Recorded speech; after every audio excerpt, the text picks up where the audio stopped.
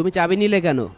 তুমি জানো না চাবি নেওয়া এটা তো অন্যায়। Sorry sir. স্যার তো ঠিক কথাই বলছে, চাবি কখনো নেওয়া যাবে না। স্যার একটা প্রশ্ন ছিল। হ্যাঁ বলেন।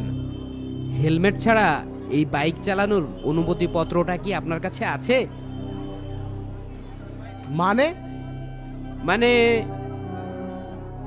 ড্রাইভিং লাইসেন্স আছে?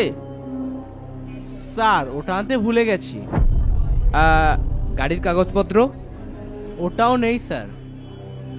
ড্রাইভিং লাইসেন্স নেই, বাইকের কাগজপত্র নেই, হেলমেটও নেই, তার উপর এই গাড়ির ফিটনেস আবার দুর্বল, আবার গাড়িতে রয়েছেন 3 জন। বাইকের যা অবস্থা, বাইকটা কি চুরাই বাইক টাইক নাকি? স্যার এটা চোরাই বাইক হতে যাবে কেন? ওর চাচা কুষ্টিয়া জেলার এমপি শামসুল আনোয়ার সাহেব। হ্যাঁ আমার চাচা এই জেলার রানিং এমপি। ও আচ্ছা, আপনি এমপি সাহেবের ভাইস্তে? তা আপনি আগে বলবেন না? আচ্ছা চলেন, থানায় চলেন, আসেন আসেন। এই তো চাচার কাছে ফোন দে।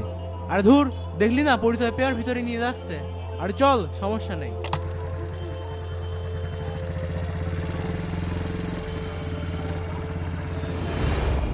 স্যার আসেন, বসেন।